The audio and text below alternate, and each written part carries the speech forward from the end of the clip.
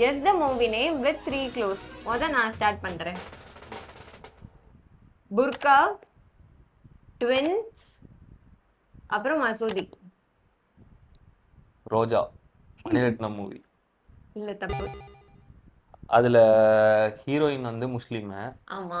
அதுக்கப்புறம் அவங்களுக்கு ட்வின்ஸ் பிறப்பாங்க.